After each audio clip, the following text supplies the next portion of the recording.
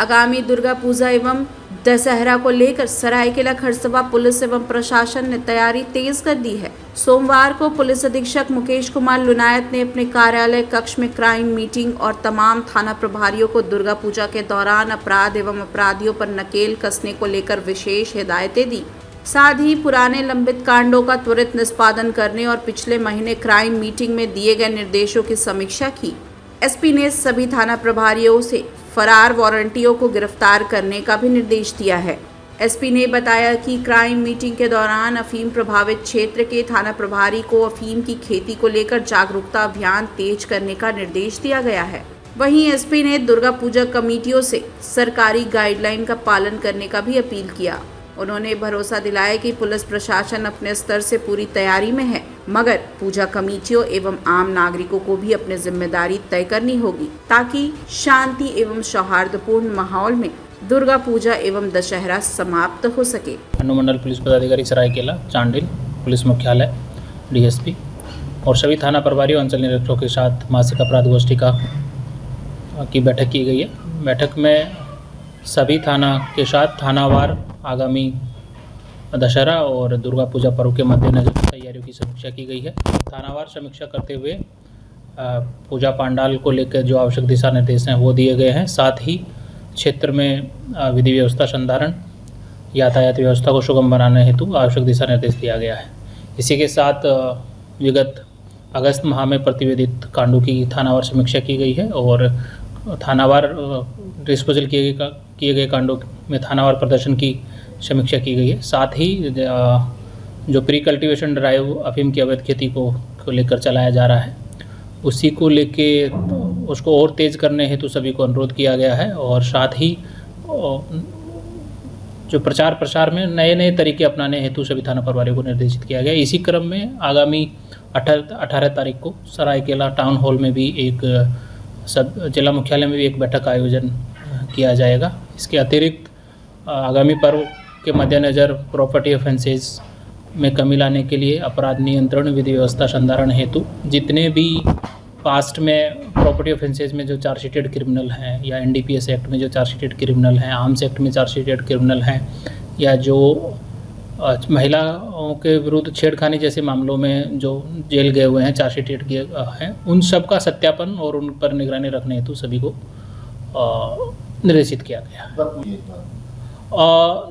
इस हेतु इसी महीने की 8 तारीख को जिला स्तर पे भी उपायुक्त महोदय की अध्यक्षता में जिला स्तरीय बैठक की गई थी, जिसमें सभी जो भी संबंधित विभाग थे, नगर निगम है, नगर पंचायत है, पुलिस है, सभी के पदाधिकारी शामिल थे। सभी पदाधिकारियों को जितने भी पूजा पंडाल है उसमें जो भी न्यूनतम आवश्यक तैयारियां हैं और पूर्ण कराने हेतु सभी पूजा पंडाल समितियों के सदस्यों के साथ बैठक करने हेतु निर्देशित किया गया है। इसमें पंडाल में सभी पंडाल में ये सभी से अनुरोध किया गया और ये इंश्योर कराने हेतु बोला गया है कि प्रवेश और एग्जिट, एंट्री और एग्जिट के अलग अलग द्वारों, महिलाओं और पुरुषों के लिए अलग अलग प्रवेश की व्यवस्था हो, पार्किंग के स्थान को समुचित चिन्हित कर लिया जाए। इसके अलावा सीसीटीवी और ड्रोन की व्यवस्था वो अपने स्तर से भी करें, प्रशासन की तरफ से भी इसको किया जाएगा। और ऐसे मामलों में कई बार छोटे बच्चों के खोने की या बाइक चोरी की भी शिकायतें या ईव टीजिंग की भी शिकायतें मिलती है। इसको लेके भी सिविल दस्ते में वॉलंटियर्स भी और सिविल दस्ते में पुलिसकर्मियों की प्रतिनियुक्ति है, तभी सभी को निर्देशित किया गया। क्या अपील करना चाहेंगे?